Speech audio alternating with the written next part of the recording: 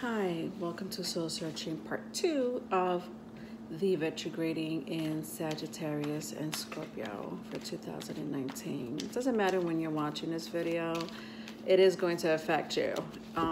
Just because it's 2019 and it's retrograding in Scorpio and Sag doesn't mean that you can't click on this video 2 years from now and be like, oh, that's what happened 2 years ago and that's why I'm in the place where I am now. So I'm going to start my reading now. And I apologize that you have to tune in just to see part 2. I'm working on that so I could just make a video, one long video without having to do part 2 or part 3. But whatever, it is what it is, right? We have to deal with it.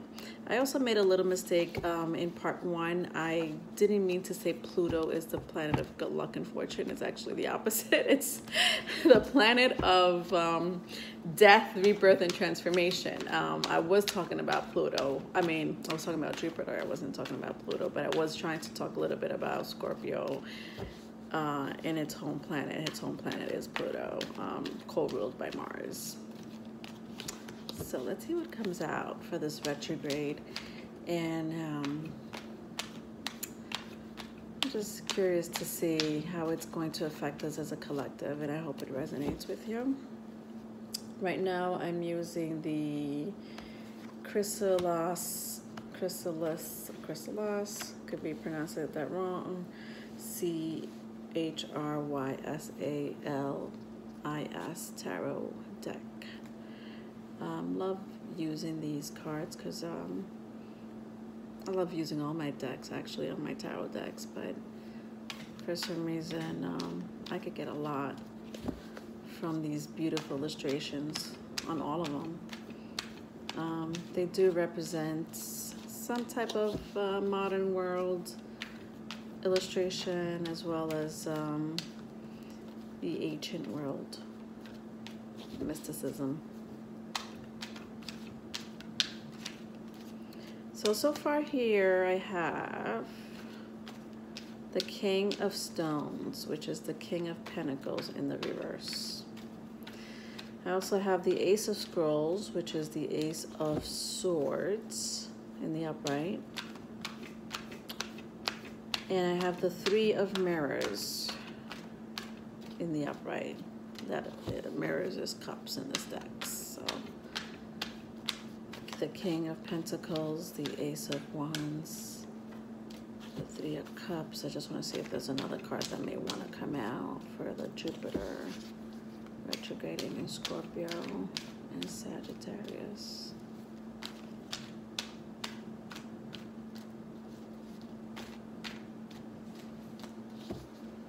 Okay, maybe not, but I'll try one more time. And one flipped over, okay. Let's just take that one and stop there. Okay, so clouding the reading is the Eight of Scrolls, which is the Eight of Swords in reverse. And the last card that came out is the Knight of Cups. So I'm going to show it to you. I know you can't see it, but this is the picture of the King of Pentacles. I know there's a little bit of a glare, but this is the King of Pentacles in this tarot deck. And he is actually called the Minstrel. And he's playing his ukulele, maybe, I want to say, with this, looks like a very loyal dog next to him. But it did come out in the reverse. So what I get from this card is you're leaving something behind, something tangible behind, or a relationship. I feel like whoever you were very loyal to, whatever situation you were very loyal to, you're kind of contemplating it and saying, you know what, this may not be what I wanted. It looks like you were in this situation for many years, just because it's a King of Pentacles. So Could be a marriage that all of a sudden you don't want to be in. So the next card that came out is the Ace of Swords. And this deck is called the Ace of Scrolls. I'll show you the pic. It's a crow, and the scroll you'll usually on this deck you'll see like it literally looks like a scroll, but it actually is swords, and it's the meaning is the Ace of Swords. You see these two keys. So this came right on the upright. All right, what is this telling me? Message is coming through. That's all I see. Somebody relocating, message coming through. Unexpectedly. I see that it may come to you unexpectedly when you least expect it. It could be the inheritance that I was explaining to you in part 1, that may happen for people that, you know, make it unexpected inheritance, raises, or pay raise, or resources. I do see keys. I do see somebody moving to a new location. There is a crescent moon behind that crow, but what that crow really represents to me is a message, and it's looking right at the King of Pentacles. This crow is looking at this King of Pentacles, and you could either be talking to someone and telling them the truth, because Ace of Swords mean, you know, the card of telling the truth. It's like the truth teller.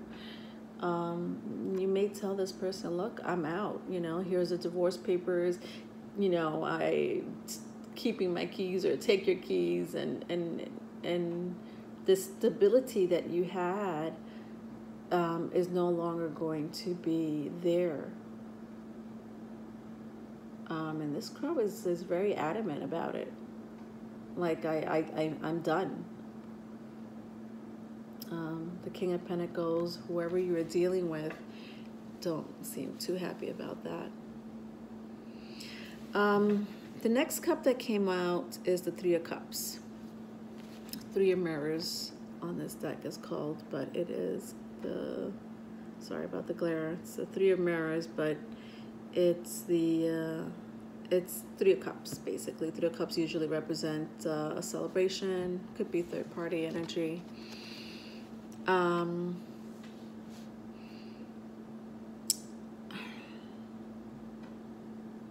The next card is the Knight of Cups in reverse. Interesting. All right. This is so weird. Okay, so I see someone making a decision here, and this decision was worrying them for a very long time, and it's almost as if they got some enlightenment, maybe because of a third-party energy. It's like you see this little guy in the back that really doesn't belong. Like, one of these things just don't belong here. Like, you know, you see two animals, and then you see like this weird guy in the back. I don't know. He's like, it's kind of creepy. But like the lion and the little lamb is just like laying and relaxing, and it looks like they're contemplating. But then this like guy, this little statue in the back, I guess. What I get from this is, let's look at the Knight of Cups before I continue. I just want you to see the picture. This came out on the reverse. So the Knight of Cups could be someone that comes in and out of people's lives. And the fact that it came out with the Three of Cups, so we have Knight of Cups and Three of Cups together, right? However, the Knight of Cups came out in the reverse. Now this could be a player energy. I sometimes look at it as a player energy, somebody that loves a lot, like way too much, if you know what I mean. The Three of Cups, sorry, I don't know why I even have it in the reverse, but It came out in the, like this in the upright. Whatever third-party energy you thought you had, whether it was maybe that extra job or that extra, marital affair, or some type of commitment that was broken, and you found out about it, and you're like, you know what, I'm done, I'm through. You could live your life, but I'm going to get some enlightenment, and I'm going to look forward towards the future. And you can stay right back there and just think about your life and your life's journey, because I'm moving on with this little lamp. And you know what? The lion represents strength, and the little lamp represents to me some type of knowledge. And I'm just reading it from the energy, but I mean, they mean so much more, these animal spirits. And so I'm reading it as just getting some type of enlightenment, and moving on from like people that are not doing so great, they're not really, all of a sudden you have outgrown them, and you don't want them in your life. But it looks like you'll meet someone who will be the opposite of that, or a situation where it's going to be a steady energy, an energy that takes away the anxiety or the worry that you had in the past, whether it's a new job, whether you want to start a new business, whether you're starting a new relationship.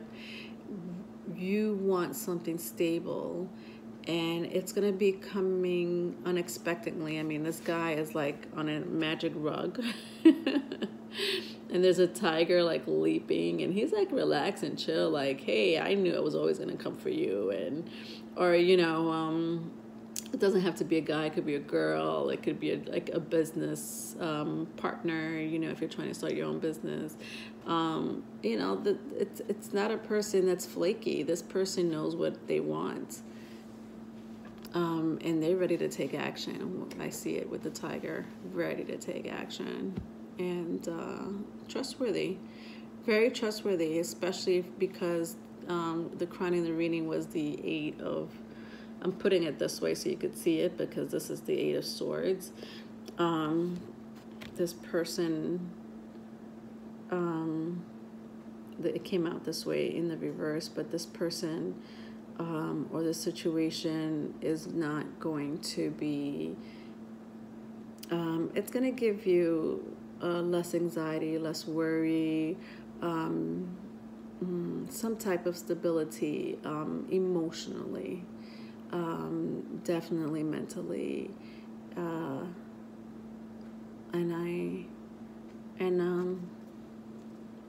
it also looks like you're going to be less defensive with this person or this new brand endeavor.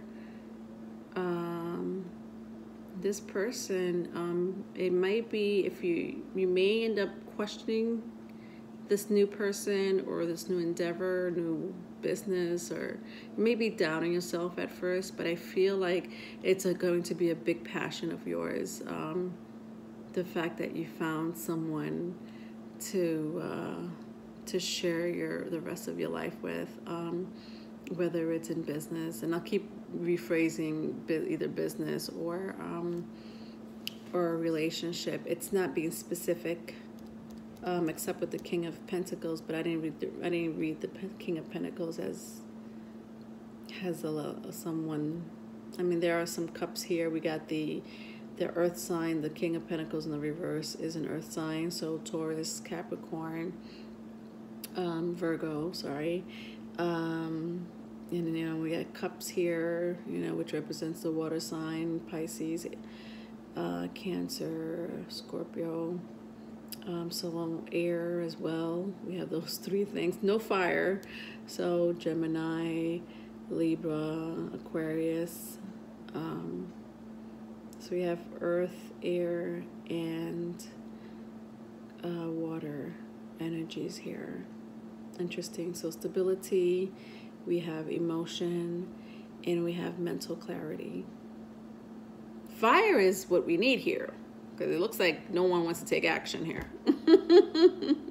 Although I kind of see it with the Knight of Cups, especially because it's in the reverse. But like, this is like the only stable energy I see. Like, it's not a person that's going to be flaky.